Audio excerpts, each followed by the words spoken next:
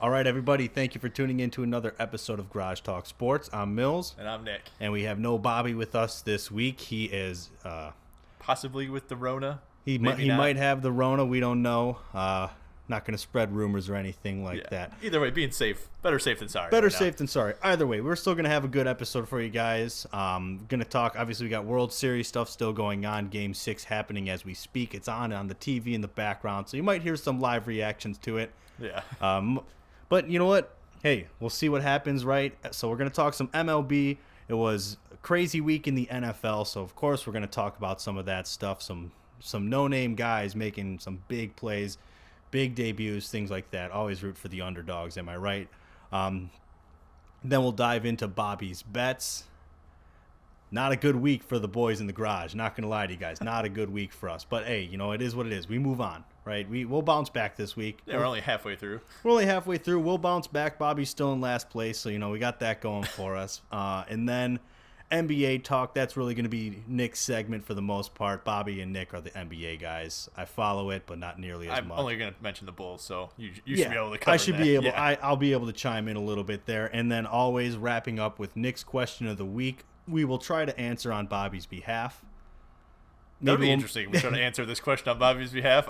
Maybe it'll just make Bobby look stupid. We'll find out though. But whatever, guys. We'll get into it. So, like I said, MLB will lead off with that. World Series Game 6 going on right now. Atlanta is leading 3-2 back in Houston. Bobby's Houston in 5 isn't looking all that great right now, which is good for us, right? Well, yeah, it's already past Game 5. No, I know. That's my point. Bobby was wrong, and we always like when Bobby's I think me and you both had Braves in 6, right? Or did you? We both took Braves in 6. I was Braves in 6. They have a chance tonight. Game just started. It's only the bottom of the first as we're speaking right now. Yeah, I think it's always one of those things where if you're gonna pick the away team, you usually pick Game 5 or 6 for them to win, because I feel like once you get into Game 7, I feel like the odds are you have to go with the home team. Momentum is swung back to if the home team, because for it to go to Game 7, at least based on the MLB's like setup with the 2-3-2 for their splits. Usually, if it goes to Game 7, the way I always look at it, it means typically the the higher seed, the home field advantage team, was able to steal back momentum to get into Game 7. Because you would think on paper, I don't like saying the away team because that's confusing, but the lower seeded team, right? Of the two, you have top seed, lower seed. Lower seed usually, if they can defend at home, they get 3 straight games. So usually momentum is on their side coming back to games 6 and possibly Game 7 if you get that far. So Houston has to try and steal back some momentum. Atlanta did their part and won their Game 1 in Houston. Problem is they weren't able to capitalize on the 3 straight games in Atlanta. So Houston's got a chance. They were able to stick around, obviously, and now they can take back momentum here. Especially if they can have a big win here in Game 6 tonight, they're going to steal back a lot of momentum. Yeah, a lot. And this has been a very offensive series so far, which means I feel like momentum is only going to swing even more when offense is. Yeah, I feel like you look at the Sox series, like if the Sox would have had that breakout game in like Game 2 of the series, I feel like then you could say like, okay, they're going to ride that momentum ahead. Yeah. But since it was on the elimination game where they finally decided to hit, it's like, all right, all Houston has to do is have one decent game pitching, and then it shuts you down again. Yeah. So this series has been pretty good offense, right? I mean, yeah, I think so. Houston comes back, first inning grand slam in Game 5. Yeah. Right, and then Houston still manages to win 9-5 in that game. So, I mean, we're seeing a lot of offense. I predicted that pitching was going to be a bigger difference maker. Evidently, I mean, the pitching has to do its job, but the offense has been what's stealing the show right now. Aside from the shutdown, what was it, Game 4? The almost perfect game. The almost no-hitter. Yeah. That was the pitching. That was the pitching difference right there. But for the most part, it's been an offensive series. A lot of big hits when it matters most. I mean, we had the Dansby, Swanson, and Jorge Soler home runs to take the lead. What was that in Game 3? Yeah, I think Game 3. Was it game? I'm pretty sure. No, it was Game 4. Game 4. Game 4. I always get confused with it because it's like 3 of them happen in Atlanta, so it's like I don't know. It's hard to follow. I know it's Game 6. That's what I got for you, right? But still, more offense than I was anticipating, which begs the question, in an offensive series where it's going to be loud offenses more than like solid pitching, which of these two teams, Nick, do you think is better built to go in and win that kind of series? For me, it's Houston, for the simple fact is their hitters have been there before. I think it's a lot easier to get your team ready pitching wise for a hitting series. It's like, hey, you're not going to pitch a lot of innings. You're going to pitch 4 innings. If you have a bad 4 innings, you're done. Yeah. And if not, like, okay, then you have a good game and our bats will, make up for it.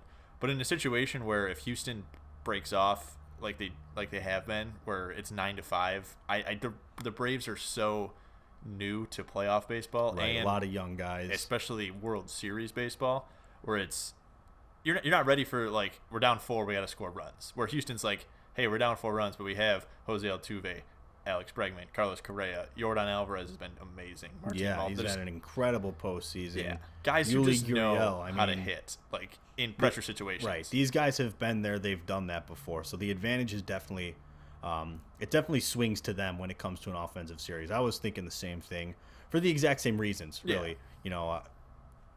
Jose Altuve, love him or hate him, the dude just he shows up in October, he shows up in November.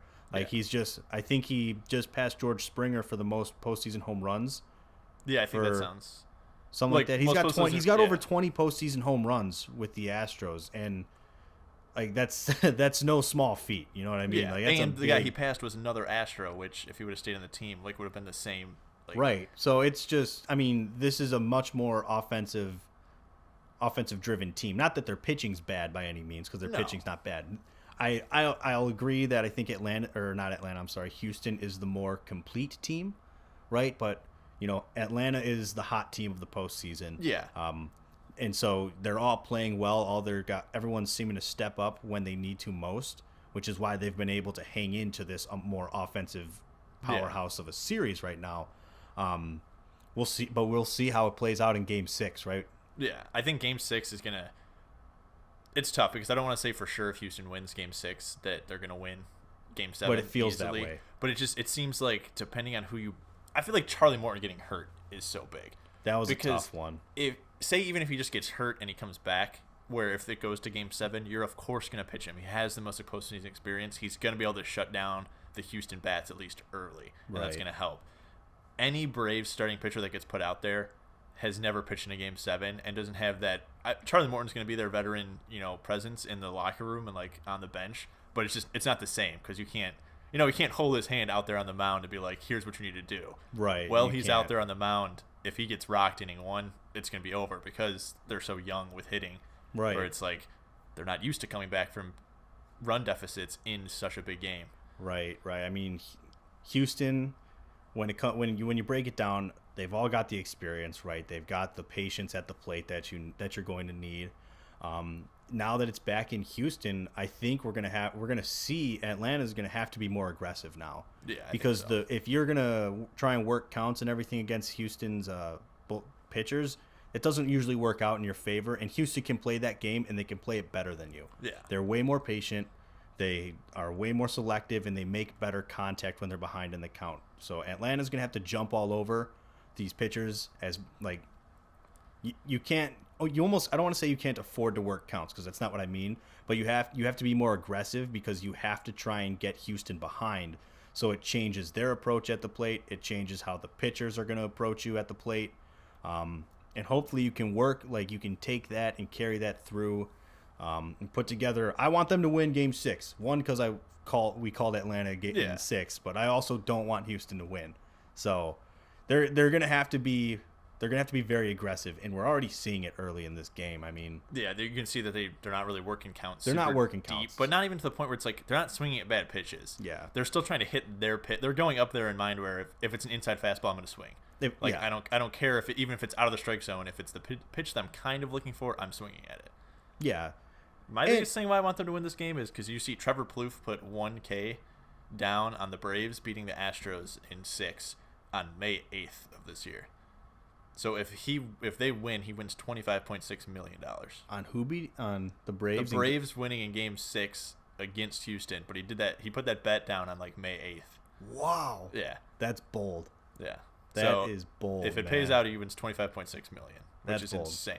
Yeah. Another reason I want to see the Braves win is for Freddie Freeman. Yeah, dude. definitely. I mean, Freddie Freeman is like model citizen first baseman over there for Atlanta. I mean, he's just very Anthony Rizzo like. I feel like no one really hates staple. him. So it's like no one's got anything against Freddie Freeman. He's a good hitter. He's just a professional, right? I think he's someone who he deserves a World Series more than a lot of guys. Yeah. I'd love to see him get his right. This will be his first. Yeah, it will be. So this will be his first World Series. He's someone I think deserves one, and I really want to see him get that first one because you never know if he'll get the chance again. Yeah. Obviously, Braves are young and very good. They're here right now. You'd think they could do it again, but still. Yeah, but let's secure it before there's any risk of it not being possible. Like, look at the Cubs. Like, if they don't win, you would think, oh, okay, they could win in 2017. They have not had a really great playoff team since the Cubs winning. Like, yeah, I mean, they made their appearances into the CS and NLCS and everything, but it just wasn't the same. Like, things didn't click the same as it did in that 2015 year when they came up short, and then 2016 when they put it all together. So so it's like you just never know. Like, you think your team's ready. Be like, oh, even if we win or lose, we'll still have another chance next year. But and then next thing you know, you find yourself on another hump. So it's just Freddie Freeman's a guy who deserves one, and that I actually was thinking about it a little bit when we were coming up with the outline and everything for this episode. And you know how there's like every sport has those players, and it's like, oh, this guy, like for me, Brian Urlacher in the NFL. It's a shame that he retired and never got a Super Bowl. And I was curious, like. That's an example in the NFL. Specific to the MLB, though, like who's the guy that you think of right away that deserves, should have, or either retired and never got his World Series ring and deserves one, or a guy who's still in the league and you're hoping gets one before the end of his career? I have two. The one who's currently in the league, Joey Votto. Okay, for that's sure. Because I would I was leaning towards Votto. I'll come up with a new one. I feel like same thing as Freddie Freeman. Like, he's been there forever, and he's been on the Reds forever. He's been like, I want to stay with the Reds. He's been loyal to the Reds, right? Yeah. You got to respect that. And then I always look like Felix Hernandez. On a good team, he would be a stud 21 pitcher almost every year that he was good. But he was on the Mariners for so long. So he it's not like he was bad. He just never had the chance. And now finally the Mariners are like, all right, we don't want you anymore, and he doesn't want to play for the Mariners. But now he's too old, where it's like he's not going to be that impact player. So I don't see him winning a ring unless he pulls an Albert Pujols, where it's like, well, let's go to the most stacked team for the rest of this year, and then I'm gonna retire. So I don't think he's going to win a ring. So like that's like Joey Votto, I still think maybe has a chance. Maybe the Reds are slowly getting somewhere. Yeah, but they're inconsistent right now, but they have talent. They have the potential. I don't know if that'll happen, but they're not out of the picture by any means anymore. No, they're not necessarily a bottom feeder, so it could happen. We don't know though. Correct me if I'm wrong. Zach Greinke doesn't have a World Series, right? I think he does, because I think he won it when Kansas City was good for those couple of years.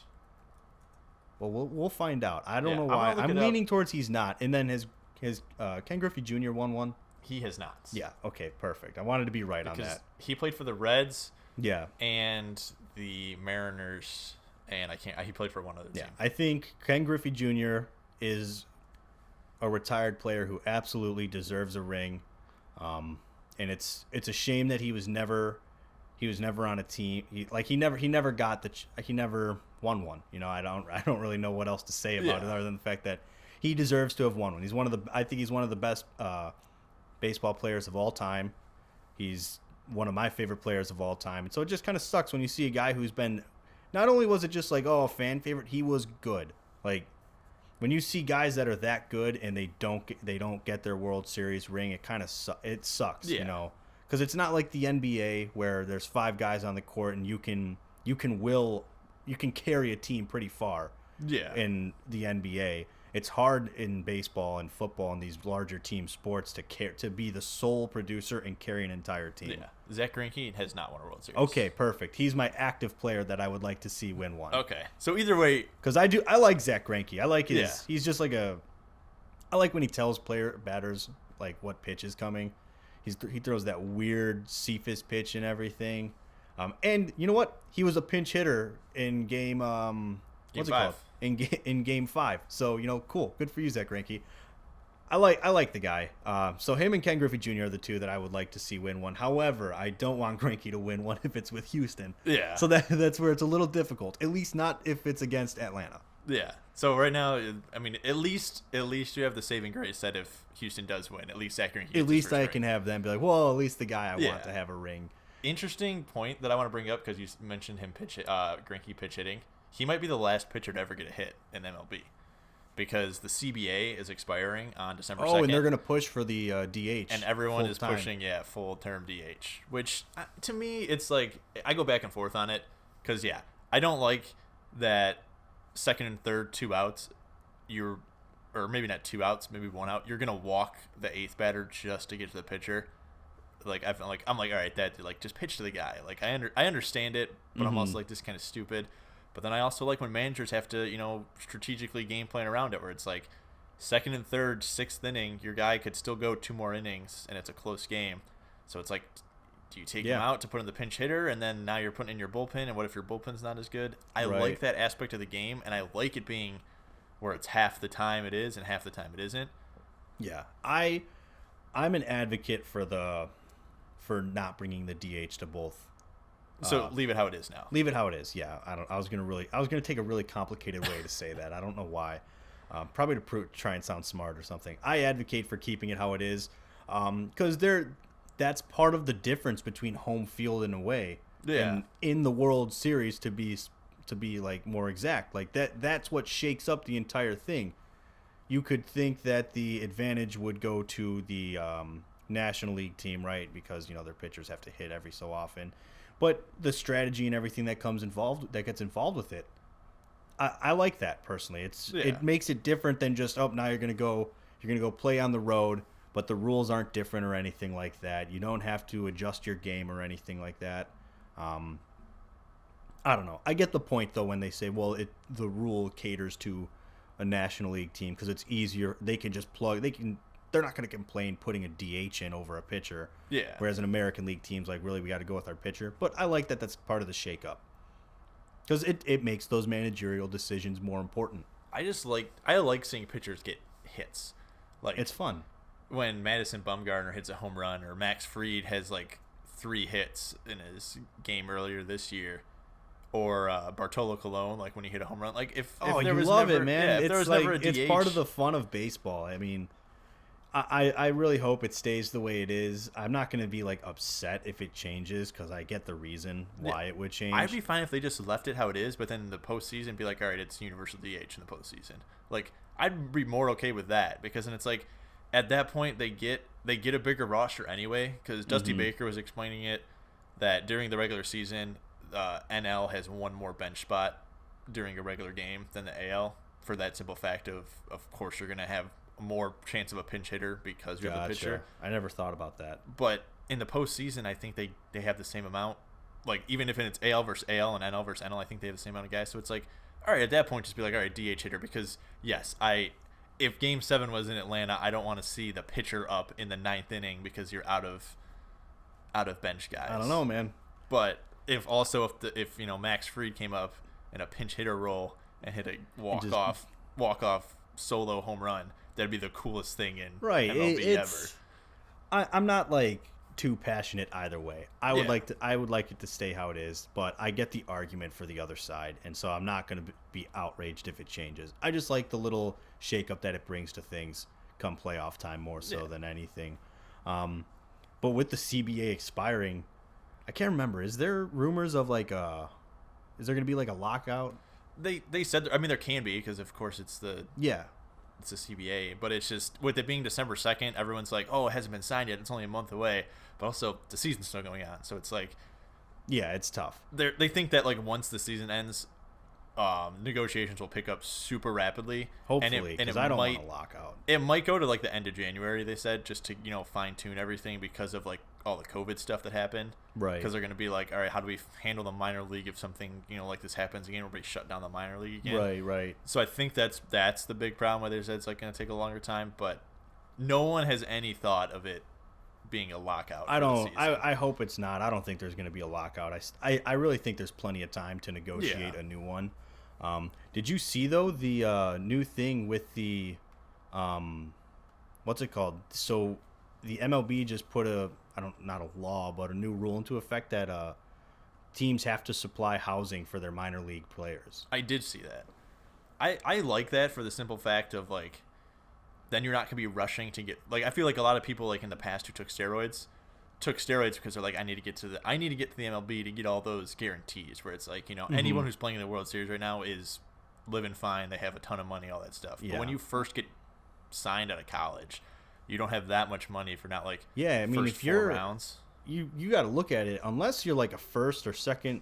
If you're not picked in the first, we'll say 3 rounds, you're probably not signing a massive contract at all. Certainly nothing where you can be supporting yourself solely on the salary you're being paid from the organization, because a lot of players in the minor leagues, more so at like the single A and double A level, they have to like work a part-time job. Yeah, and then they're not focusing on baseball, where it's like, these right, guys they can't can be focus good. as much on it. So you want them to invest in their you want them to invest in their career and possibility to be a beneficial acquisition to your franchise, but you're not giving them the means to be able to properly do so. Yeah. And you have like parent families and like host families for these kids and whatnot. So I don't know. I think it's a huge step in the right direction. Yeah, I don't really want to dive into, how can you make pay better and things like that, because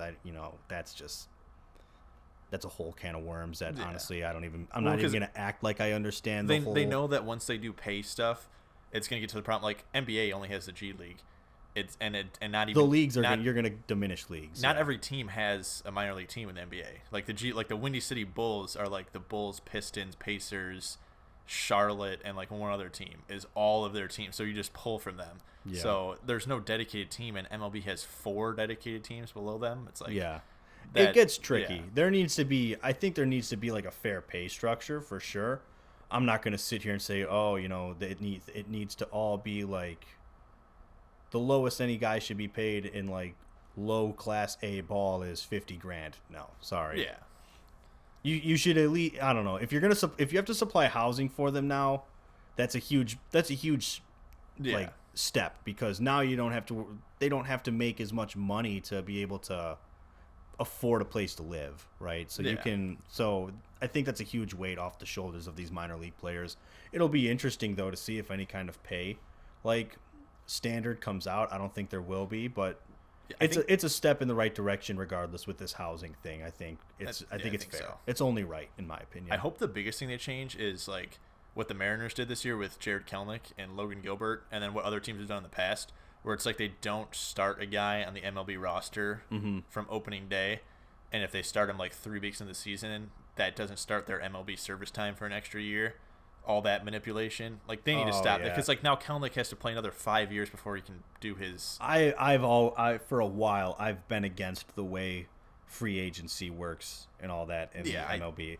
I'm sorry, like you need to acquire 7 years of MLB service time to be eligible for free agency. Yeah. 5 years to be eligible for arbitration. I don't know. It should be like I get the MLB is a sport where, it takes a little bit longer for these guys to develop into it, which should make the case that they should have less MLB service time to be an eligible free agent. Yeah, I think it should be the same how it is. Like, you're not a free agent and all that stuff for, if you're going to be a career minor leaguer, all right, that should never affect you. But like once like you start playing, it should be whatever year you start in, as long as you're not called up like for the 40-man roster, extended roster at the end of the year, that counts as your service year. So Kelenic should have already counted for a full year for service time, and it should only be like 3. Yes. Because at a point when you're calling up a very young guy, same thing. Yermin Mercedes is 28 and made a rookie, so he's gonna have to be 35 before he gets out of his rookie contract, before he's eligible for free agency, and he needs to acquire 7 full years. Yeah, and he didn't even acquire a full year. Yeah, so it's like at that point, like if you're keeping a guy for so long, then you don't want him for another 7 years, even if he's not going to get 7 years of service time.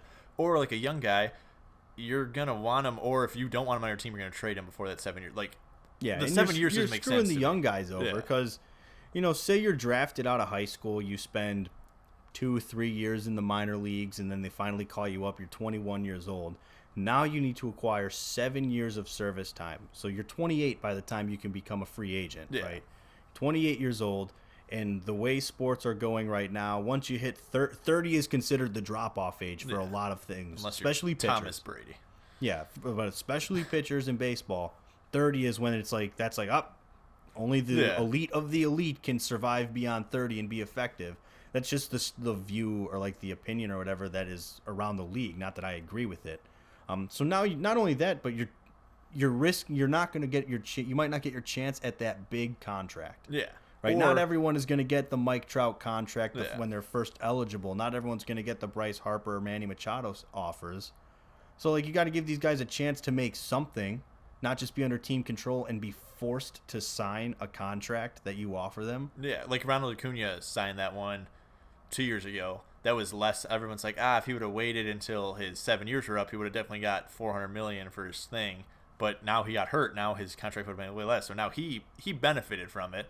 But they also kind of walk you into that, hey, you're not eligible for free agency, so you can sign with us and get more money now. Yeah. Or you can wait and we'll see what happens. Like. Yeah, and then like for example, look at what Rick Hahn does with all these young White Sox guys. He just locks them up right away. He's like, you guys haven't played in the MLB yet, and here's a 6-year, $70 million contract. That's more than they're going to get paid for the first 5 years until they can be eligible for arbitration. Because every team manipulates that. They hit you at the league minimum, $700,000, something like that a year. That's pretty much where they just keep you floating around until you hit arbitration and can, what is it? Not testify, but appeal. Yeah. And file for arbitration to try and make more. So it's I don't know. I've always felt like a player shouldn't be forced into having to sign whatever contract you offer them. No, each I don't year. Think so. Like it should work similar to what is the like restricted free agency and compensation picks and whatnot. If you offer a guy a contract and another team comes along and offers him more and he signs that contract, he goes to that team, you get a compensation pick. That way the player has some kind of control. Yeah. But you take away all negotiating power from these guys because, for the next 5 years, you have to sign whatever we offer you. Yeah. And then after that, you have to take us to court, and that doesn't guarantee that you are going to win that court battle for arbitration. Yeah.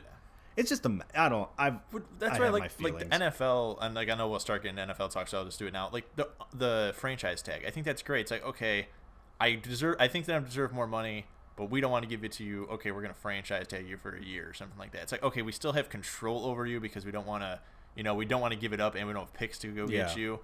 But you're still going to get paid the average of the league at that position. It's not like they're giving you so the franchise $1 million. I think the franchise tag is perfectly fair, right? The reason you get franchise tagged typically is you can't agree on contract talks. You value yourself higher than the team might value you, or maybe it's the duration. You want a 4-year, they want to give you 3, stuff like that, basically. But so you get franchise tagged. I think you can get franchise tagged twice.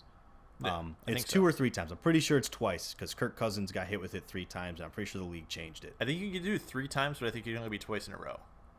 I think that's one of the things. Either way, I didn't expect us to talk franchise tags, so I didn't brush up on the rules of the franchise tags or restricted tag, all that stuff, or transition tags, blah blah blah, all the tags. So what's the beautiful thing of it is, okay, so you can't agree on a contract, we franchise tag you. Now you're getting paid the average of the top 5 highest paid players at that position. So essentially you're getting paid in the top 5 because you're the average. So there's going to be guys making less than you in the top 5. You just don't have the stability. So it's your prove it year kind of deal. Yeah. I think it's fair. I get why players don't like it. They want to lock up their contract and everything. You never know what injury is going to come your way. But it's there because if there's no give and take from one side or the other, then sure, does it give a little more control to the organization? Yeah, but in return, you're going to be paid in the top 5 highest, one of the top 5 highest paid at that position for a year. Yeah. So you're going to get that money, and that money is guaranteed to you so long as you sign it. Yeah. You could choose not to sign it and sit out, but Le'Veon Bell situation. Where you have options, maybe not popular options, but there's. I think the franchise tag is the most fair, option available. It's not perfect, but it's fair. Yeah, I mean that's what I like the NFL in that situation. I don't really like MLB offseason for that because it's like MLB you don't have these years where it's like everyone's up for contract until they're like in their 30s. Then you're like, oh, who's gonna fight for their one or last 2 good years? Yeah, right. You can get at best 4 like really 3 really productive years, a 4th good year. I mean, look at Albert Pujols, dropped off pretty significantly eventually. Yeah, I mean, I feel like it was soon after that contract, and like he wasn't even a high touted for like Manny Machado was spent so much money on him, and then Bryce Harper is so much money on him, and like they've had a couple shaky years to start off their contracts. Yeah, it just you like I said, the way they do it, it takes away a lot of opportunity for the players. But we can dive in MLB offseason. We can dive into that a lot more. Yeah, I think so. And share our thoughts a lot more on it. But yeah. But honestly, we'll leave it at that for MLB talk because we can go on here. But hey, Ozzy Albies just stole second at a boy. Well, it would have been a steal. He walked. It was a 3-2 count. Never mind. I think he was going to be safe anyways. He ran from first to second. He let me tell you, he really covered some ground with some speed there. Anyway, whatever. NFL talk, man. Let's talk NFL. It was a crazy ass week for the NFL. We had good old Mike White from the Jets, the backup quarterback to Zach Wilson, showing like he's the franchise QB. Not saying he is. That's just. Well, no, you can't. Well, we're not going to say it's only been 1 week. But. No, I know, but he showed off. He led the NFL in passing last week. I would like to say impressive, but I feel like people need to realize the Bengals are not as good. Like they've had some good games. They beat the Ravens. I don't know, dude. They shut down the Ravens. They didn't just beat the Ravens. They held their own again. It was okay. Let's not take anything away from Mike White with the Bengals. No, I'm just saying it's not like, oh my gosh, Mike White is so much better than Zach Wilson because he had a great game against a team with a winning record. I feel like number 1 team in the AFC. Nick. The Bengals are exceeding expectations, and Zach Wilson's definitely well below expectations. Mike White, what a game to come out and just be like, yeah, I've never heard of the guy. So yeah, and Joe Flacco was like brought in too, so like they didn't have a ton of faith in him as like, hey, you're probably going to struggle, so then we're going to put Joe Flacco out there. Yeah, and they're like, hey, no, you just wasted money on him. Yeah, hey, I'm speechless. Sorry, good for the guy. Honestly, it hurts us on Bobby's bets because we all took the Bengals. We didn't even think it was possible. How do you beat the Ravens and then you're going up against That's how far off my radar the Jets and Mike White were. But it's still, it's cool to see. I love to see that stuff, man. Like he just showed out of nowhere, and he had some personality too. He wasn't like your quiet little backup guy who's like, here I am making my debut. He's got to make a noise. Like he got to make noise for himself. Yeah, right. He's like, I'm gonna crap. Never mind. I'm gonna dirty my underwear over here on the field. I feel like he saw this thing of like, who was the Packers back at Matt Flynn. Matt Flynn came out. I think he still holds the single game passing yards record. Because he came out and he ended up getting a decent contract on He signed a big contract with Seattle. And he was towards the end of his career. I don't know how old Mike White is. I think he's younger. He's like 27. He's been in the league for a few years. I found that out. But like he needs to go out there and just be like, I'm going to just act like I've been here before. He might get signed by a team, the Cowboys, who we're going to talk about them shortly because their backup quarterback also did. But there's some teams out there who don't really have backup quarterbacks. There's teams out there that might take a shot on a dude who like showed out for a few weeks. Right? I mean, let's say this is all hypothetical. I'm not going to say Mike White's going to show out and be like a star for the next couple of weeks. But let's just say he puts together some solid like Nick Foles level backup appearance, right? He comes in like a Nick Foles role for Nick Foles in the Super Bowl run for the good locker room guy. Yeah, so like the Super Bowl run for the Eagles. He comes in, he has good games for the Jets. He looks pretty solid. He doesn't wow you with anything specific. But he comes in and shows, okay, he can keep up, he can play and do all that stuff. Not saying he's leading the Jets to the Super Bowl. I'm not calling that. Oh, hey. No, I'm just saying. But you get the comparison, right? He makes his appearance for a few weeks and shows, okay, you might actually have something like a hidden gem or whatever, a solid guy who can come and be a placeholding starting quarterback. Who's to say a team like Houston doesn't take a shot? Yeah. Right, Houston might take a shot. We don't know what's going to happen. And with we've Deshaun, already talked about it a lot of times. weak quarterback class this year. Weak quarterback class. This is a good opportunity for the guy. Maybe he's still viewed as a backup, but you go, Miami wants to pay you a decent bit because, there's really not a back. Jacoby Brissett, it's nothing against the guy, but he hasn't looked that great. Tua, we know Tua. I'm not going to say we know what Tua is. He's only, second-year quarterback. Year. I don't want to harp on him too much, and he's a lefty. I always root for the lefties. But right now he doesn't look to be that great of a quarterback. Denver doesn't really have an answer at quarterback. There's teams around the league. New Orleans New Orleans, you don't really know, right? Jameis is off and out. He's hot and cold. He's like the Katy Perry song, man. So maybe he gets his opportunity, right? He shows with these next couple of appearances and stuff that he can keep up, he can play, and he can be effective. And a team's like, all right, we'll give you a little 2-year, 3-year contract, be a placeholder. We're not going to pay you a lot, but you're going to make a lot more than you may have ever expected to make with your career. And maybe we draft someone in the first round and, we have a situation where you're the guy for a year or two. Yeah. And then you're the backup for the rest of your contract. It's stuff that can happen. Yeah, it's right not impossible. now he's a backup now. So, even if you, say Houston came up to him and said, we're going to pay you. We're going to think about getting a quarterback in the first round, but, hey, maybe if it doesn't work out right, we're not going to get one. Yeah. But you might be the backup 2 years from now. Yeah. Well, he's like, I'm a backup now. Why don't I take a shot at 6 weeks as a starting quarterback or a year as a starting quarterback? Yeah, why wouldn't you? Take your chance, man. It's and this is all, we're talking about all this after just 1 week. Yeah. It's this. I'm not saying Mike White's going to go out and suddenly just be like a star and everything, but you never know. Yeah. And I'm going to root for him every time he's on the field. I'm going to make that known right now. I'll buy a Mike White jersey if he pulls the Jets into some crazy winning streak. White, green, or black? Because they had 3 jerseys. I think I would go. The green's it's you know what? No, it's like forest green. I'll go Hunter with green. I'll tell you what. If I don't know how long Zach Wilson's out for, but I think it's 3 weeks. If Mike White wins every game while he's the starter, I'll buy a Mike White jersey. Oh, okay. And I'll wear it on the podcast. That'll be the best jersey to have. Oh boy, Soler just hit one out of the stadium. Holy cow! 3-run bomb. Loved it. Chop him down. Chop. We're chopping here in the garage. That's what's up, Jorge. This dude is gonna be. If they win, I feel like he's gonna win the World Series MVP. He's got 4 home runs in this series. Yeah, he's insane. He crushed that. Nick, watch that. I'm gonna go back on my Mike White thing, but you gotta watch that. No. I was just saying, I'll keep watching. Talk. I feel like I like their black jerseys better than the green ones. They're just different. It's different, but you know what? I'm surprised if you get a Mike White jersey, that'd be cool. That's almost like I still want my Chase Daniels jersey. I will.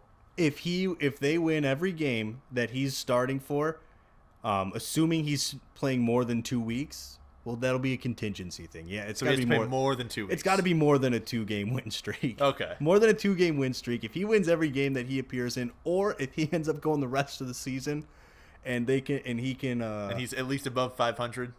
For the rest of the season, dude, I'll say if he sits at 500 for the rest of the season, okay, I'll do it. I like that. But if he wins every game that he's in from this point on, I'll buy a Mike White jersey. You gotta be careful though, because I feel like if they go 4-0 and he's 4-0 in the next 4 games, that jersey price is gonna skyrocket. Right now, I'd probably give her $20.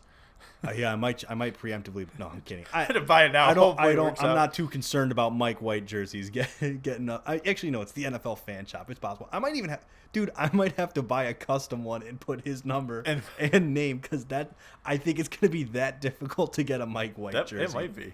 And if I have to do that, I might have to maybe I'll have to get a knockoff from China then, but we'll see. I didn't even think about it though. Mike White, great game. Jets, amazing game to beat the Bengals. Bengals, I feel like they're going to still get better as the year goes on, but I feel like it was definitely a reality check for them. Oh, yeah, reality check. The Bengals can be very good. They just kind of they're still young and putting it together with a young second-year head coach. But for the Jets, for me, Michael Carter was the highlight of it, the running back. Yeah. He had a rushing touchdown, 77 yards rushing, and then he had 95 yards receiving. Not saying he's going to be the next Christian McCaffrey or Alvin Kamara. No, but still. But the Jets, when Sam Darnold was there, they had Le'Veon Bell for 3 games, 2 games. that's a guy Sam Darnold needed. And now you can see that Sam Darnold still needs that because Christian McCaffrey's been hurt. They're struggling, man. Zach Wilson they've needs fallen that. off a cliff over there in Carolina. Yeah. So Mike White, great game, but if Zach Wilson come back and Michael Carter's just as good, that could be a huge step up aid in his development. Another backup though, Cooper Rush. I'm not a Dallas fan, so I'll never offer to buy a Dallas jersey for anything. Their jerseys aren't special. Their team, I don't like the Cowboys. I never like to root for the Cowboys. I will always root against them. Hey, when the Cowboys lose, America wins. That's what I always say. Pretty and much. A lot of other people say that. No, Cooper Rush led a game-winning drive against the Vikings on Sunday Night Football. Surprise show or fill in for Dak Prescott. Was not expecting Dak Prescott. When I picked the Vikings, I didn't think Dak Prescott was going to be out. But then at the end, I was like, "Hey, you picked the Vikings?" Yeah, I did. Oh man, you must have felt good, and then the game happened. Well, I wasn't feeling good. After Dak Prescott went down, I was like, okay, I thought the Vikings had a chance to win regardless. And then now with him being out, I'm like, okay, Kirk Cousins is going to be a veteran presence over this rookie, rookie guy coming in. I don't think he's a rookie, but no, but this dude young making guy. it, this guy I've never heard of, right? I mean, at the end of the day, he's a guy I didn't even know who the backup was. Cooper Rush. And then I saw him. I was like, all right, they're up with the last drive. I don't have a lot of faith in him to just lead them down the field. And then Cooper score, to Cooper, and then man. Boom, comes out of nowhere. Another impressive game. Solid, not as impressive as Mike White, obviously, but still. Well, yeah, also not impressive because when Dak Prescott comes back, Dak Prescott's going to be the starting quarterback. If Mike White goes 4-0 and has all 4 games like this, then at one point you're like, all right, we just have to. Maybe Zach Wilson needs to sit and but develop. It's I don't know. Maybe we let him sit and let the injury 100% heal. Or Dak Prescott will be like, maybe you're not as not rushing him to the field as much. Dak Prescott's getting rushed back.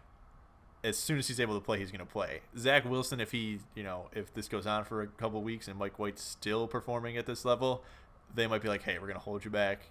You're our franchise quarterback. We're not. Let's just just push you out there. IR. You're hitting the IR right now. No, but two underdog guys, really fun, really kind of cool to see. Even though I don't like Dallas, I can't be upset that they won. One, because I picked them to win. Well, yeah. Two, dude, Cooper Rush, man. Never heard of the man, but there he is, winning on Sunday night. I don't like Dallas either, but I like both their quarterbacks. I like Dak. I like Dak Prescott. I do too. I do like Dak. I don't like Dallas. So it's kind of tough because I want to root for Dak Prescott. It's like but Miami I want to root for against me the Cowboys. When LeBron was there, I didn't like Jimmy Butler when he first went to Miami, but I'm like, oh, you know what? Pretty much it was just the stigma of LeBron being around there.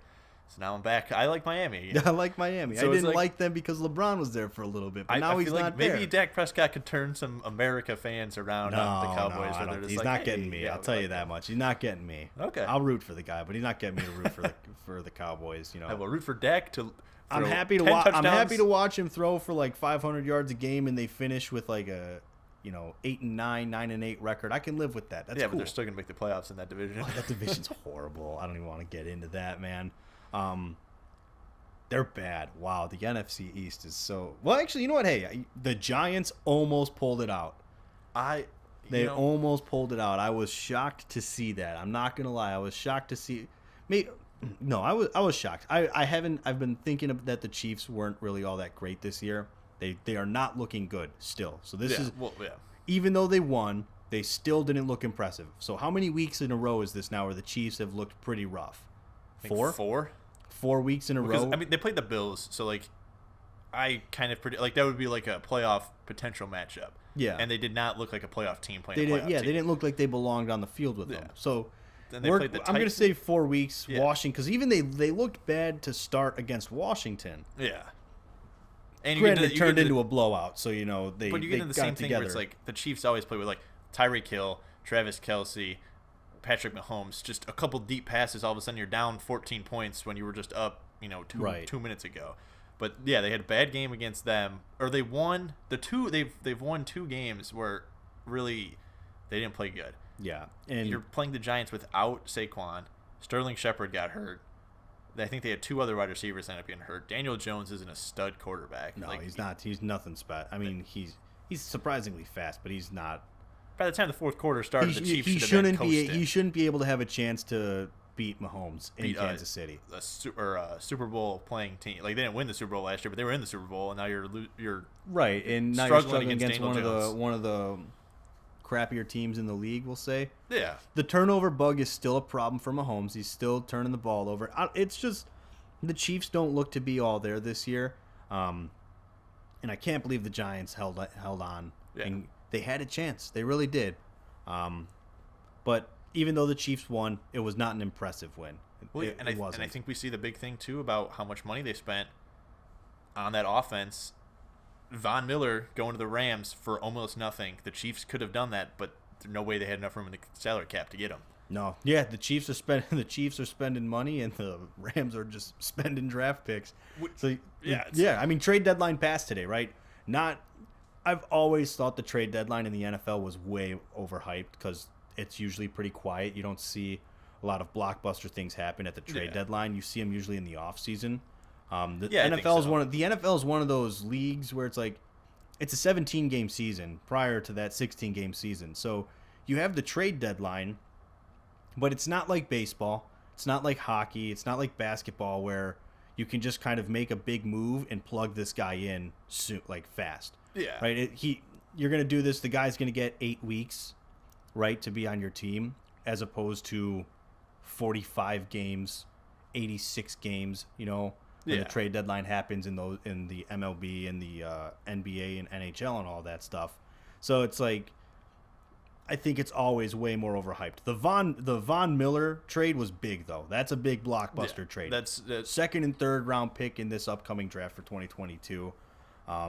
Rams leave themselves with just 3 picks now in the NFL draft, but they have such a stacked line. Von Miller, Aaron Donald, and sorry, I was swallowing a little bit. And Leonard Floyd. Leonard Floyd has, I think, 6.5 sacks this year. Yeah, I think so. It's either him or Aaron Donald. I may have misread the article.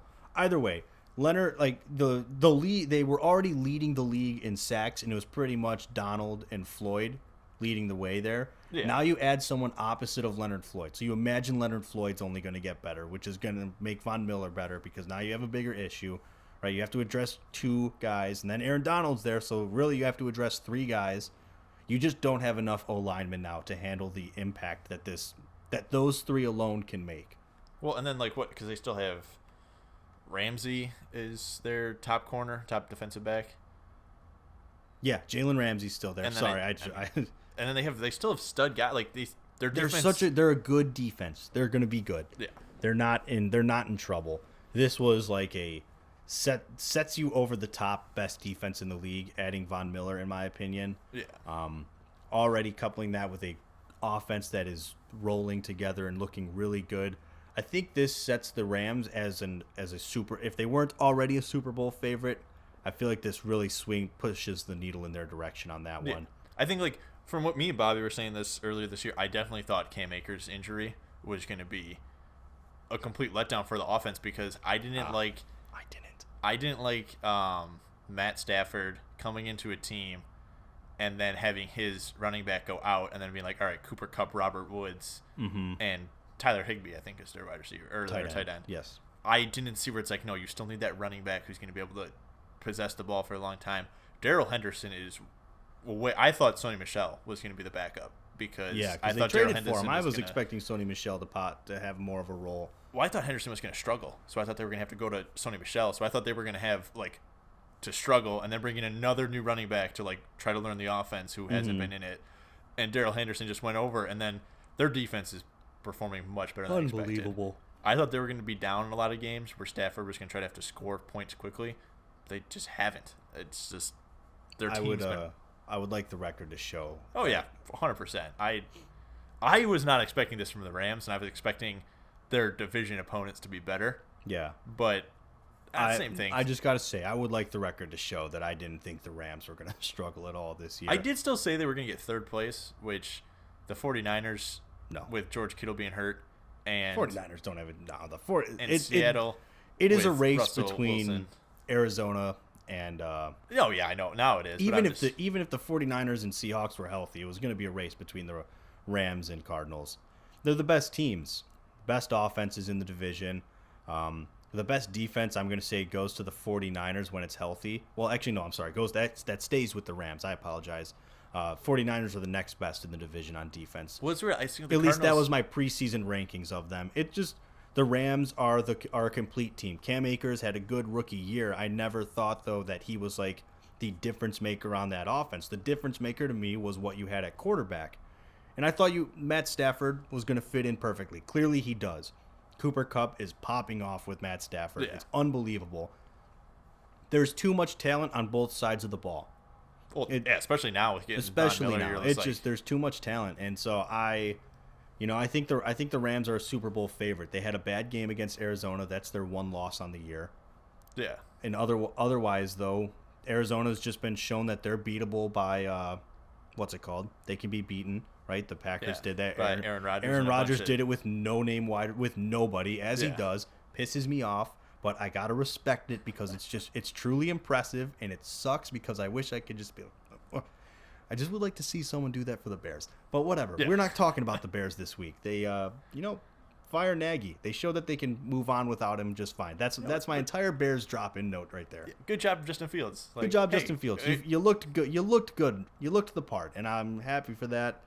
The offense, the whole team outside of the defense seemed that they were capable. And to me, it showed that roster, that team can handle a coach's firing midseason. Yeah, I think so. Just pick up where they left off. But whatever. I don't want to get into the Bears. Oh, no, My point is, Rams after this trade, I think it's a even trade. Oh yeah, Von Miller's a big contract. He coming off of an ankle injury and everything from last season.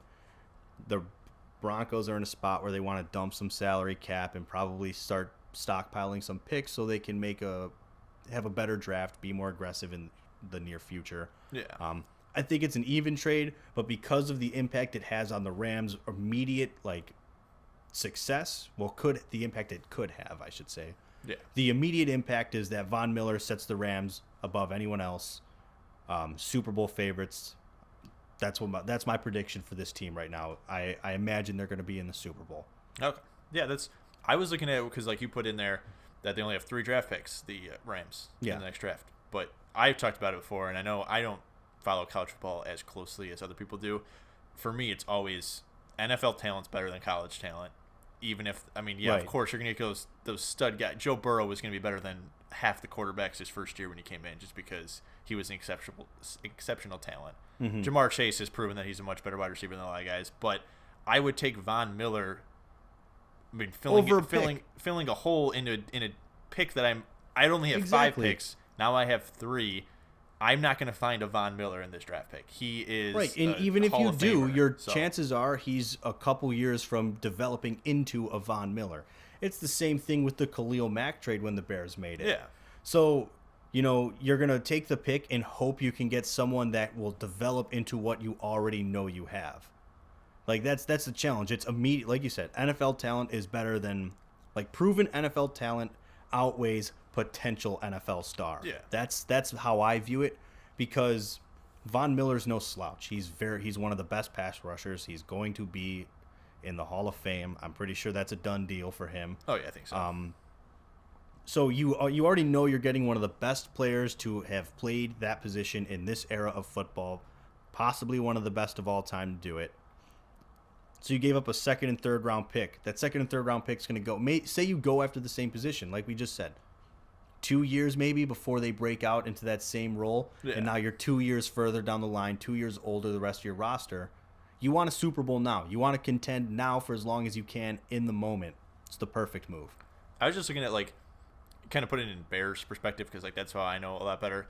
If you would have had Roquan Smith coming into the league or Von Miller for Roquan Smith's first year, of course you would pick Von Miller over Roquan Smith. Now, after time's developed, as you're looking forward to developing your team, the Bears are a longer way out from a championship than the Rams are, clearly. So now it's okay, now I can see Roquan. They play different positions. So it's okay, Roquan Smith is going to be a star in the NFL. I still will take to the grave with me the fact that he wasn't all-pro last year. It should be one of the biggest scams. Oh, yeah, I think so. I think so, too. But it's in that first year, if you were hey, you can have Von Miller or Roquan Smith's rookie year, 9 people out of 10 are going to pick Von Miller because he's going to be better that year. Now, when you get to the years down the field, it's we don't really know. Hindsight, you look back and you're like, well, I'm glad we have Roquan Smith. Yeah. I get in that specific scenario only because of where the Bears were at. Yeah. I would take the Roquan Smith thing. Yeah, but if you're in the Rams position and you have you can have Von Miller or your NFL like comparison in this year's draft was a Roquan Smith type, you'd be like, well, I'll take Von Miller now this year because we have a chance to win the Super Bowl. If your goal is Super Bowl now, then yeah, you make the trade. If your goal is, we're not expecting to compete for a little while, then you're probably not making the trade. Well, it's all about where you're at. The Rams are win now mode. They're going to make the trade. It makes sense. They don't care about the draft picks. They have if they can win a Super Bowl within the next year, within the next 3 years, they will consider all of these traded away draft picks as a win. Yeah. You're there for a Super Bowl. You don't need to win the Super Bowl every year, but if you can win one and you can look back and say all of these moves that you've made have been a factor in that, then you win. That's because that's the ultimate goal is a Super Bowl. And then what I think the Broncos are doing with this, because, I mean, talk about the Broncos, Rams win for 2021 season. Mm-hmm. You have to say, because the Broncos are getting no one. They're giving up the future. The Broncos, I think what they're going to try to do with this is stockpile draft picks and then try to roll, because there's no way they're getting a top 5 pick, it seems like, with them winning the first 4 games of the season. Mm-hmm. I think they're going to try to roll some of their stockpile picks and their first-round draft pick to move up and get a quarterback. I think they're going to quarterback in this year's draft. I don't know why, but it's just like there's not that many good quarterbacks, but they want what they missed out on them this year. They didn't get Justin Fields, they didn't get Mac Jones, they didn't get any of those guys. So it's like they want this top quarterback this year. Yeah, they want to be in play. Yeah. That's what they want to do. But carrying on with our NFL talk, we'll kind of roll here into Bobby's signature segment, Bobby's Bets. We got the standings right here. We got Nick in first place at 33 and 25, me following behind at 31 and 27, and Bobby a very, very solid 28 and 30. He's catching up. He's catching up. This was a bad week, though, for us. Oh, yeah. 5 and 10, I think, for me and Mills, and then 7 and 8 for Bobby. So I went 5 and 10 as well? Yeah. We both went 5 and 10, and Bobby still below 500, but 7 and 8. It was a rough week, man. A couple upsets. Well, I mean, you had some freak things happen that you weren't going to expect. Yeah. You know what I mean? Whatever. I'm not going to get into it. We'll roll with it, though. So, Bobby's Bets, the 5th week in a row of us doing this now. So, we got the Colts versus the Jets. That's the first one Bobby put on his board here. He hasn't filled in his picks, so, this is kind of sketchy. I feel like he could change them at any point on us, so we just got to take his word for it. He's in last place. We'll allow it. I don't know, man. We'll say Bobby. We'll text him after this. Bobby has to have his picks locked in by Wednesday night. I'm going to screenshot the entire document. Yeah, by the time me and you get home from work on Wednesday. Yeah, so we'll communicate this to him. We're screenshotting the document by the time I get home we're home from work tomorrow. And if he doesn't pick any picks, then whatever's blank is just no pick. So he's taking the L regardless. We'll communicate that with him, guys, because I feel like this is a great chance for him to cheat and get ahead of us. Yeah. He'll change it on Sunday night at like 7 p.m. I got everything right. Look at this. That's crazy. I got them all. I went undefeated. But we got the Colts versus the Jets. Colts favored by 10.5. Am I going to ride the Mike White train? Should I ride it? I'm not riding the Mike White train. I'm riding the Colts. I don't think they're going to win by 10.5. That's what I'm thinking. Put me down for Jets, Nick. Put it in there. Jets are going to cover this week, guys. That is my mortal lock. Jeez. Yeah, no. I'm going to lock that in. I'm going to lock it in. The Jets will cover. I'm not saying they'll win. They'll at least cover, though. I'm going to lock it in. I think they can. I think they have a good chance at winning, but again, it's going to be a close game. I could see maybe a 7-point game, a touchdown. I don't see a touchdown. Actually, more than just touchdown and field goal. More than 2 10. touchdowns. I don't see that. And then we got our next matchup. We got the Ravens versus the Vikings. We got Baltimore is favored by 5.5.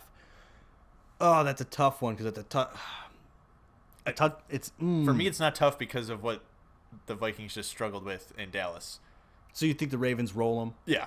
But then you got the Ravens the Ravens have looked bad too. I don't know, man. But they're coming off a bye week, so they've had time. They're coming off a bye week. I think Rashad Bateman's going to have his breakout game this week. I'm taking the Ravens. Okay. At 5.5. I'm taking them. This is not me trying to just make sure that I can't. Did you have say it's 2 games behind? This is just like this is how I feel about it. Patriots, Panthers, Patriots by 3.5. Patriots had a very impressive win. Panthers had a solid game as well, but I think the Patriots are going to ride their win against the Chargers, which are a much better team than the Falcons. This is kind of we proved we can hang with the best of them. We already did it with Brady, but came up short against the Bucs. But they didn't come up short against Herbert and the Chargers. I feel comfortable going with the Patriots at 3.5.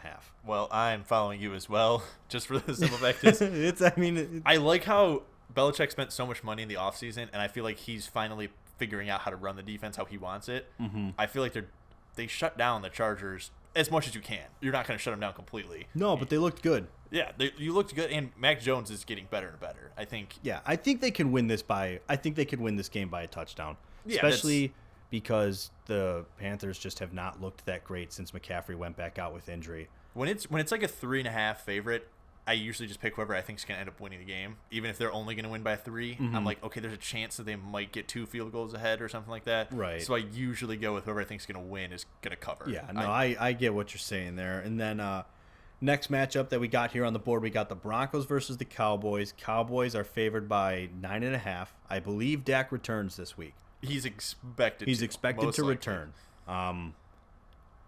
Even still, Cooper Rush beat the Vikings. I think the Vikings are better than Denver, especially now that Von Miller is gone. So you just traded the heart and soul of that defense. Their secondary is having some issues this year. Cowboys have good wide receivers. Amari Cooper is going to be able to take the top off of some guys there. So I'm going to have to go with the Cowboys. As much as 9.5 is tough. If Dak is in, that's an easy call. To me, that's a lock. It's a question mark if Cooper Rush is still your quarterback. I have a slight question mark if Cooper Rush, but I have so much faith in Zeke and Tony Pollard without having to go up against Von Miller.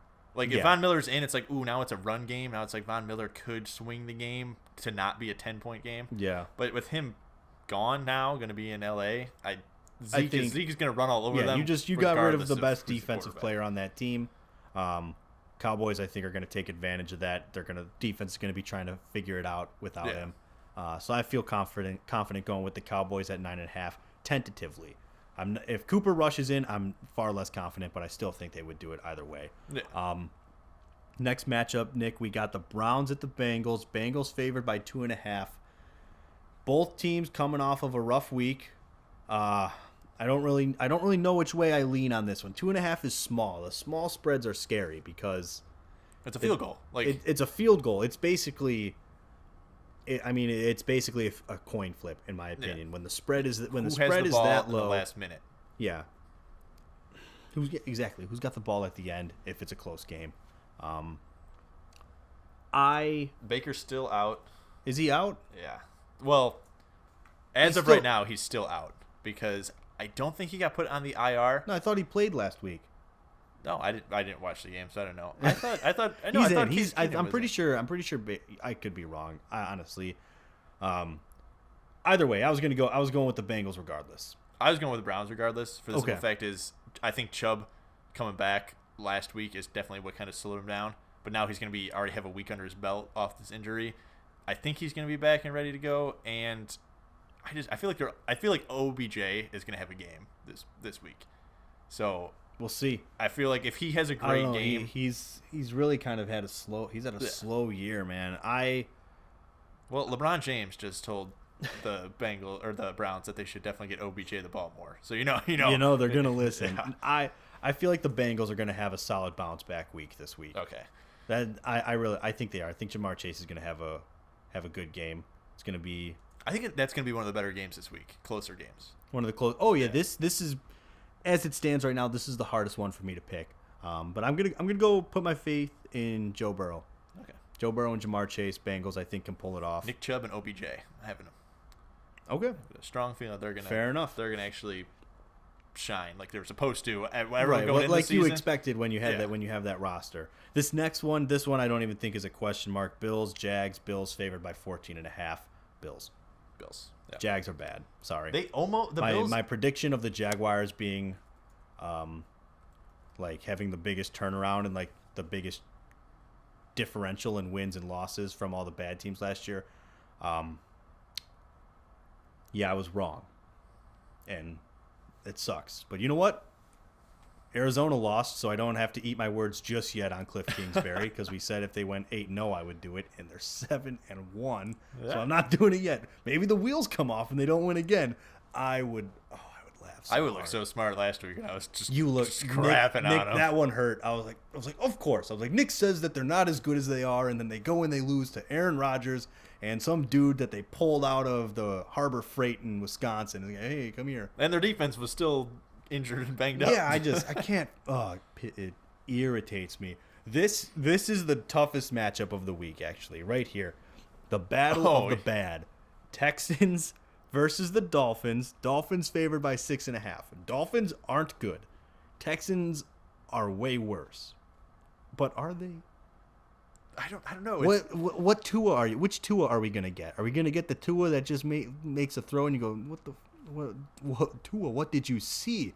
Or are we going to get Jacoby Brissett? Basically, either way, I can't see. Jacoby Brissett. What? I said we're either gonna get the lefty Jacoby Brissett or we're gonna get Tua. You know what? I can't. I don't know what to pick on this one, Nick. I want to say the Texans. But they're so bad. They're so bad. My whole thing was I thought the Jags were really, really bad, and they beat Miami in London. Now, Texas, they're playing in Miami, but I feel like the Dolphins are just they're a team that lets bad teams win. So you're going with Texans? I'm going Texans. I think the Texans at the very least because I think it's going to be a 3-point game. So I think the Texans will cover. This is just going to be. I don't know, man.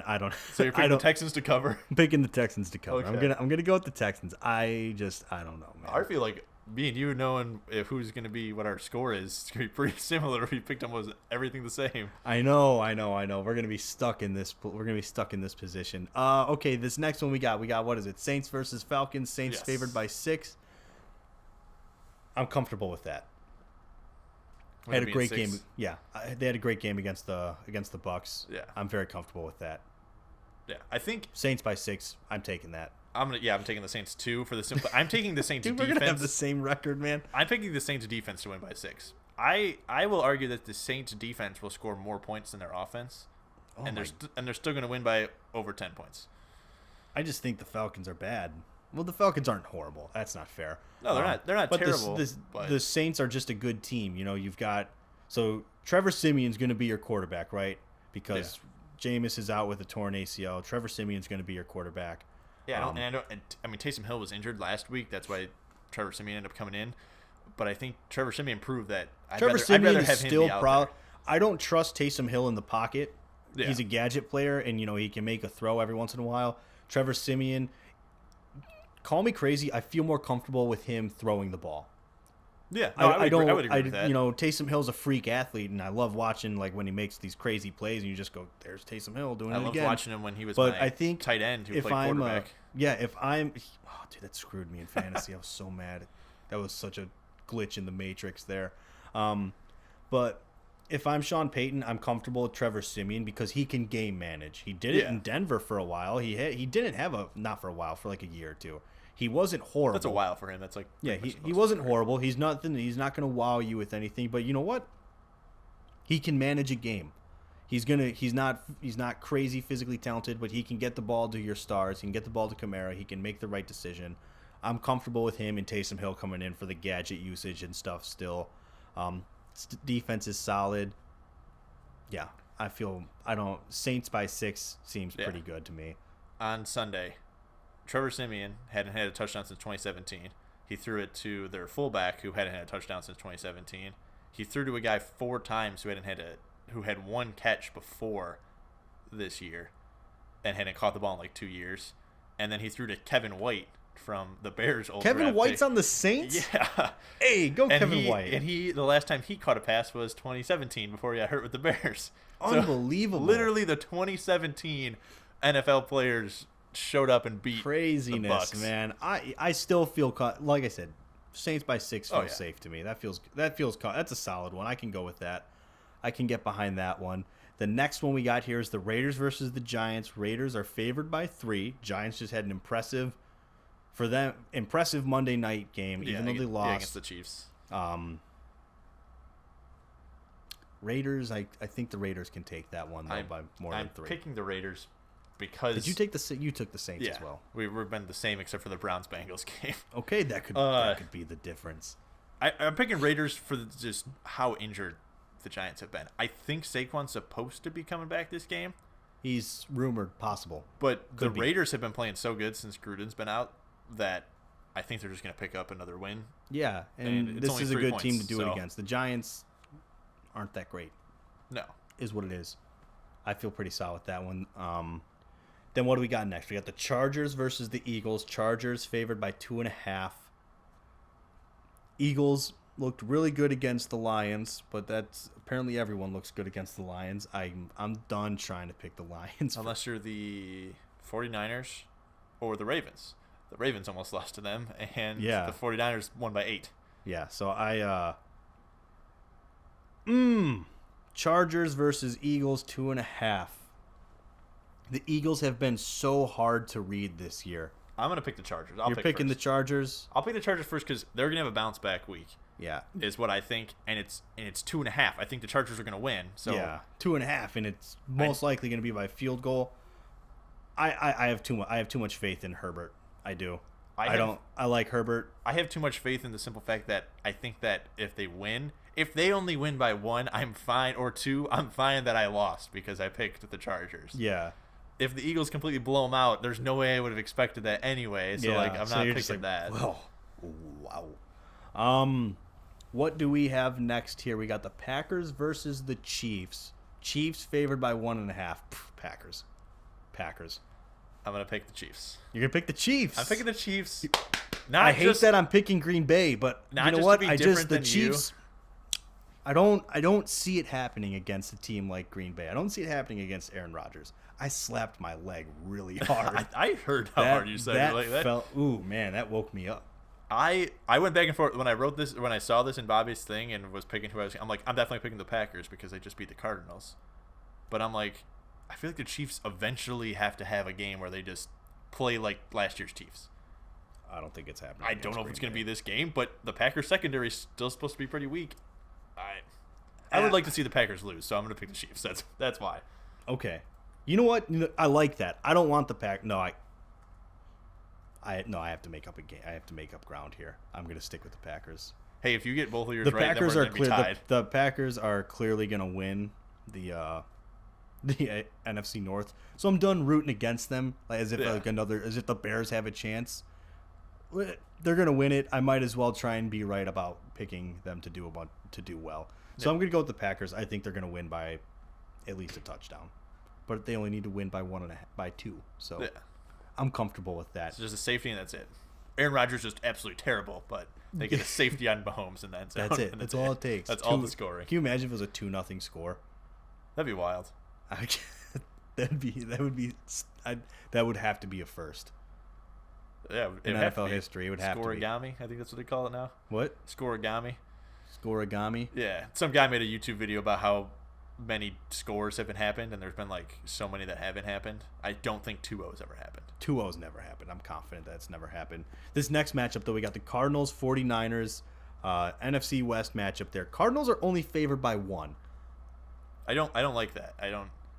Cardinals are going to win by more than 1. Yeah, what are we suddenly acting like the 49ers are good again? So they beat up on the Bears. Oh, they beat up on the Bears.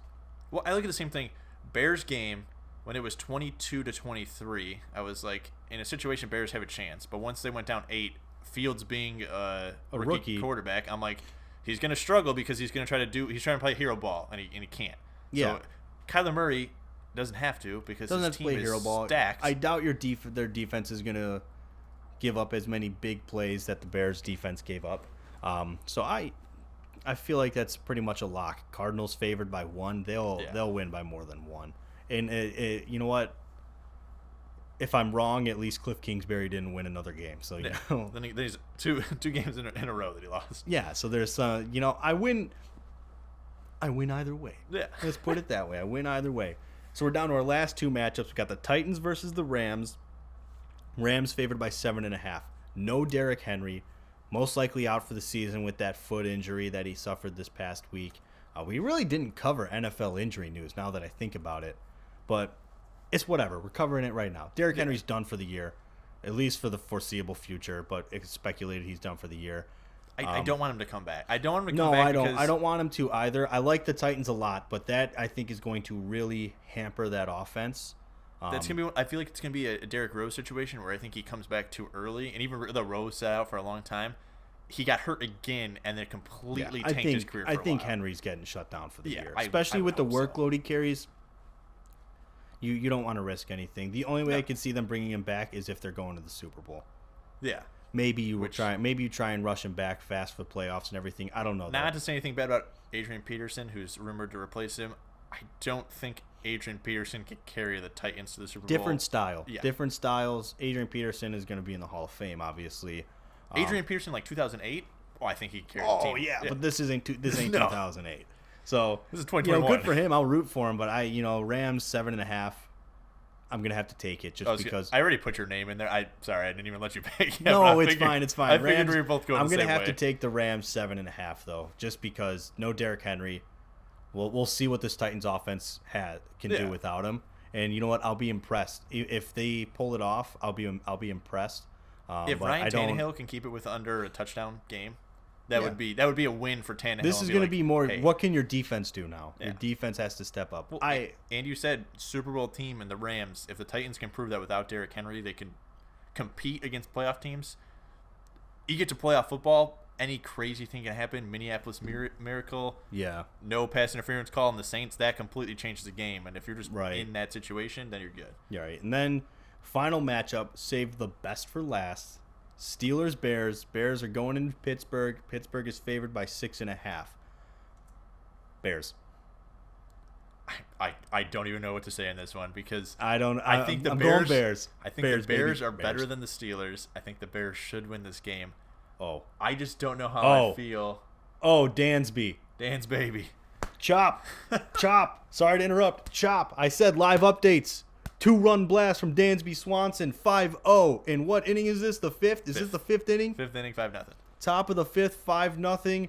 Oh, yeah, you cry. Go ahead and cry, little Houston fan, even though you were a grown adult. That is the most middle-aged moment you could ever put on TV. Yeah, go ahead and cry into your rally towel. Let's go, Dans, baby. Anyways, you were saying. Okay, I'm just thinking that Justin Fields is going to get so shook up in the first half, but I don't see the Steelers' offense doing anything against the Bears. I feel like the Bears' defense is going to hopefully bounce back because they had a terrible game. Absolutely atrocious. So I'm going to pick the Bears, too. You're going with the Bears? I don't know if they're going to. I hope they win, but I think they can at least lose by less than. I feel like there's a chance it's going to be 6-3. There's a chance that's the score of the game. Either way. So I hope not. But I hope not either. But I can see it being that way, and at least that way they cover. So I'm going to pick the Bears. I'm picking the Bears. Yeah. And that's Bobby's bets, guys. Nick, I thought we did a good job running that segment. I could totally see us getting our names put on that instead. Mills Mortal Locks. Mills Mortal Locks. My Mortal Lock is still the Jets covering. I like that. That's a bold pick. If that one hits, 10.5. That's like they can cover. That's like in the off season of after football. I might bet money on that. If you might win out of the three of us, then that could be like, clearly we should make it Mills Mortal Lock. Like you might swing me by making this your Mortal Lock. That's what's up. Maybe. Yeah. We'll see. Let's go Jets. Oh, we didn't. I don't know if we said it on the show though. Whoever wins this year gets the segment named after them. Yeah. For the next. And a hoodie. And a hoodie? I thought that's what we agreed on. Yeah, sure, a hoodie too. I won't say no to a hoodie, but a hoodie let us know. And the segment named after. I don't know, man. Let us know how we did with that. Let's get hoodies with the new team segment. The segment named. The name. Yeah. So maybe we should do like a fantasy football punishment for the loser. Yeah, we could do that too. We'll figure it out. We'll dabble. We'll dive into that stuff some more off air. Want to talk about the Bulls? Yeah, hit me with some NBA talk, Nick. Did you, by any chance, watch the Bulls game yesterday?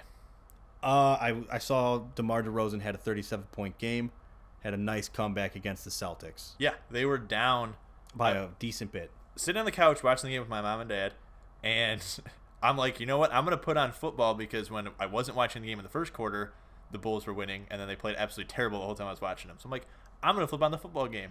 if anything, they're still going to lose because it was going way downhill. They're down 19. Can't get any worse.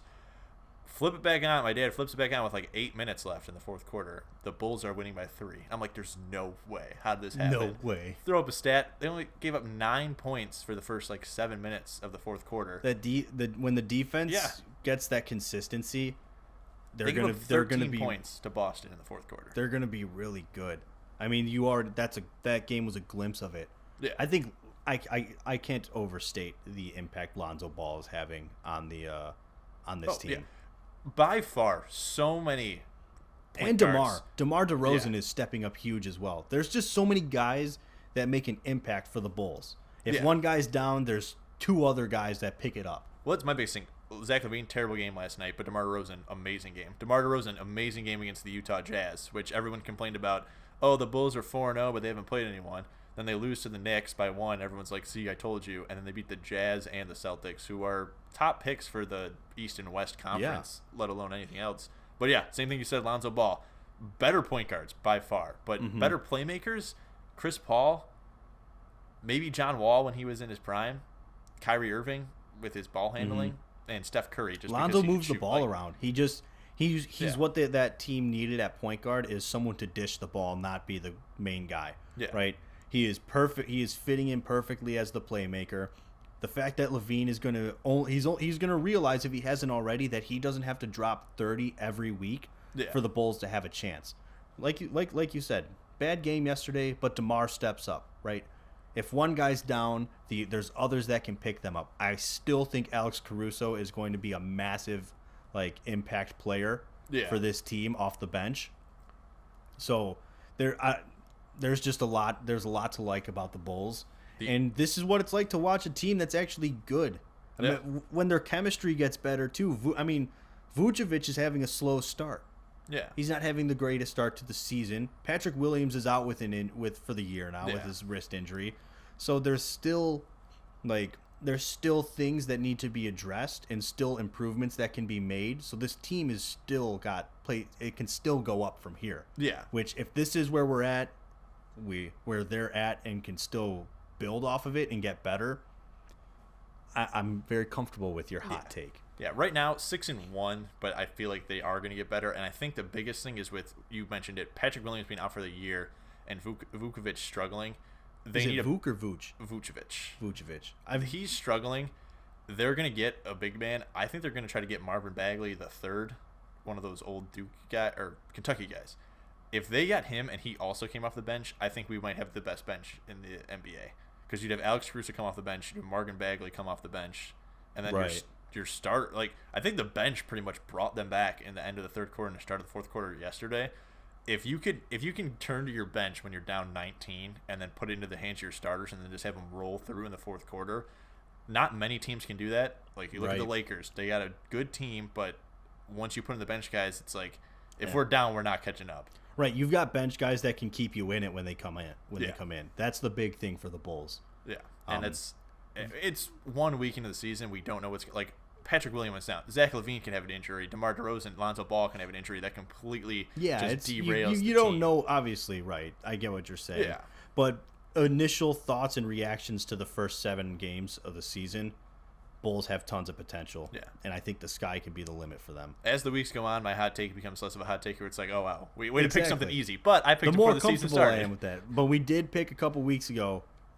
We did lock them in as our finals appearance teams from the East. Yeah. So Bobby went with the Bucks. He's always disagreeing with us, and he's always seeming to be wrong. Except when he picked the Giants yesterday to beat the Chiefs or to cover. cover. He picked them to cover. I'll give him that one. That was didn't see that coming. All right, are you ready to answer Bobby's part of my question of the week? Yeah, hit us with your question of the week. All right, Halloween just happened 2 days ago. 2 days ago. Start with, what is the best Halloween candy? Not just candy, but Halloween candy. Not a candy eat all year round, but Halloween candy. What do you really want when you go trick or treat? What do you want them to put in your bag? Should I give Bobby's answer first? Sure, you're gonna give Bobby's answer. I don't know Bobby's answer, but I'm just... I know. You know what? Bobby strikes me as that dude who would be excited for a Baby Ruth bar. I'm not gonna. I hope I'm right. I'm not gonna 100% agree with you. I really hope if Bobby sends something and says, "Yeah, maybe the Baby Ruth bar," we're posting that all over social media. That would be hilarious. We'll text him after and then see what he says because I don't want him to hear it and be like power of suggestion, change his answer. Right, but right. We're not going to say he's not going to know. We're going to get his answer first. Because for me, it's if I had to choose for certain, it's a king size Reese's cup. I was gonna say the Reese's pumpkin. Really? I'm not a huge dude. You don't mess with perfection. You don't. No. See, I think perfection is the pumpkin / Easter egg. Another big hit. Sorry. No, okay. But the pumpkin / Easter egg by Reese's. It's just that it hits different, Nick. You take a Reese's. Of course, you're gonna eat 90% of the ones you got from your bag that night. Oh, but yeah. The ones you put you them don't in the freezer. You put them in the freezer. You let it get nice and hard. Yeah, nice and hard. And then you bite into it. And then you bite into it. And you get all that nut butter. You get all the nut butter. Flawless. It is one of the best made candies. I don't know when it was made, but never changed whenever the Reese's was created, genius stuff. Yeah. I'm just saying, I'm not saying I don't like a traditional Reese's, but for me, something about the Reese's pumpkin in Halloween time and the Reese's egg for Easter, it's a wrap, man. I will eat my blood sugar so high off of those. It's unbelievable. It's borderline. It's an addiction. Okay, almost. So that's second question that rolls into the same thing. What's your underrated candy? A candy that most people hate, but you're like, oh, that's pretty solid. Like, not going to be your favorite. Not if someone's like, this is the only thing I gave you for candy, you're going to be like, I'm happy about this. But you're like, yeah, I'll still snack on it for a while. Ooh.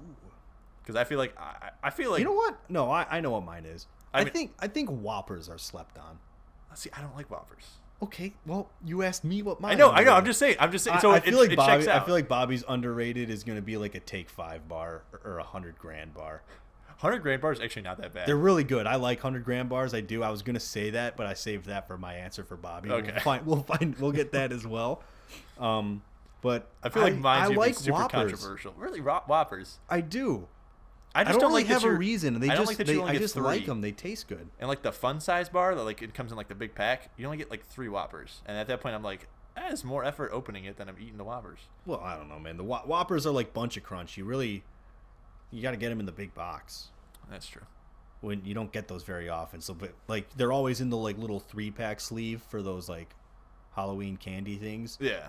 Snickers. I'm not a fan of Snickers. Not a fan. Okay, so that was gonna be my third question. It would be like, what's a candy that you don't really care for? Snickers. I know it might be controversial. The Snickers Ice Cream Bar is completely different because they replace the peanut with like a little cookie piece, and that's a completely different game.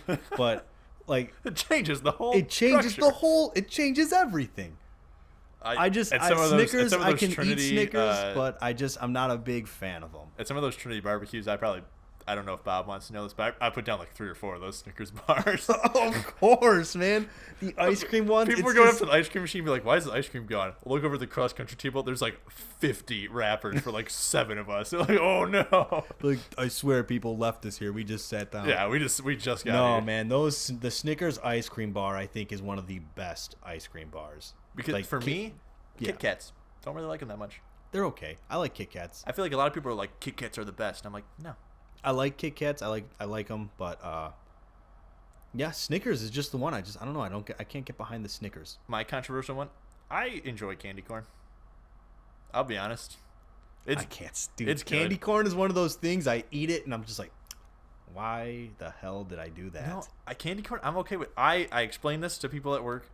I don't want like just mounds of candy. Like I'm not just shoveling it in like I'm shoveling dish Reese's. You can pick at. But I'm saying like if the dish is out there on the table for all of October, you better believe that's getting eaten. That's gone. Like every time I go past, maybe not every time I go past, but I'll take a handful and be content eating a handful. But a handful at a time. I can't. I'll eat 100 Reese's in a row, and be perfectly okay. Worst strike call I've seen. Sorry, I missed it. It's okay. It's bad. They might show it. You know what candy I think that Bobby doesn't like that I feel like most people are okay with? I feel like Bobby doesn't like Airheads. Ooh, I don't. Airheads are like a childish candy. Oh, sorry. No, Mr. Sophisticated. No, but you get what I'm saying. Like the Willy Wonka candies, I feel like they stop being good the older you get. You know what I mean? Like nerd. Although I could still go for some nerds from time to time. Just a little box. Not the big box. Just a little box. Yeah. Quickly. The one shot. The one shot box, right? But all those Wonka candies, the older you get, I just feel like the less, at least in my experience, the less I enjoy them. The more I go for like the basic chocolate combos and stuff. And I used to not be the biggest fan of chocolate when I was a kid. Nerds Rope when I was a kid. The Nerds Ropes hit, man. Oh, jeez. That's the only thing I would want. Always buy Nerds Rope and Sour Punch straws. Yeah, and that's my point. Like, that's more of like, in my opinion, like that's like the childish candy. Yeah. Not in an insulting way. It's just I feel like that's more like what younger people want. Like kids want all this crazy like sugary sour stuff, and I'm just over here like I just want some chocolate, man. Can you just give me a Hershey's bar, please? Can I? I could just eat plain Hershey's bars now. No, yeah, I used to never. And it's never. Weird, man. I don't know. Taste buds, crazy stuff. They change. They change every 11 years. I think the science says. Is that true, or are you just? No, I'm almost. Oh, I thought you just. I'm pretty spitballing random. You can things. look it up right now. I'm pretty confident. You know what? I'm gonna say it's every 11. I'm gonna say every 11 to 13 years, the human body's taste buds change. You guys are about to get a science fact from me right here. How often do taste buds change? Every 2 weeks or so, they're replaced. No, that's different. No, that's a different. That's the cells are replacing. Okay, so older person only have 5,000 working taste buds when the average person has 10,000. So you're getting less and less taste buds. So that's why I feel I every like 11 years, your sense of taste changes. How often does your sense of taste change? Look that up. You're reading. He's reading. Yeah, I'm reading. Are you finding it? There's a question that someone asked Google of do taste buds change every 7 years, and it says no, they change every 2 weeks. But it seems like your umami flavors, like which one you perceive better, do change about like every 7 years. So I was a little off on the years, but can I get something for like being kind of on track? Thank you. You get to do the outro now for this That was episode. a perfect way to wrap it up, right? Don't you think? I think so. Perfect. Thank you, everybody, for tuning in with us this week. Let us know what you thought of me and Nick. It's the Nick and Mills show. We had some flow. We had some flow going, but no disrespect to Bobby. If you keep liking this, maybe Bobby doesn't show up anymore. No, Bobby will be back next week. Bobby will be back. Hopefully next week. We'll see, though. Either way, though, we appreciate you guys tuning in with us and listening. If you like what you heard, please give us a like on Facebook. Follow us on Twitter at GTS Podcast 1. We're getting back out. We're getting more active, better quality on YouTube and everything. I'm sure you guys can already hear the difference in what we're doing here. We said some big changes are coming, so keep an eye out. We've got some stuff on the way. Hey, Gmail, right? We have a Gmail, gtspodcast1@gmail.com. By all means, send us some ideas. If you want to hear us talk about something. You want to sponsor the show. You want our opinions. We've been getting some more interactions on Facebook Messenger. I appreciate that to the people who have been communicating with us back and forth. But as always, guys, thank you for tuning in. We'll talk to you next week. See ya.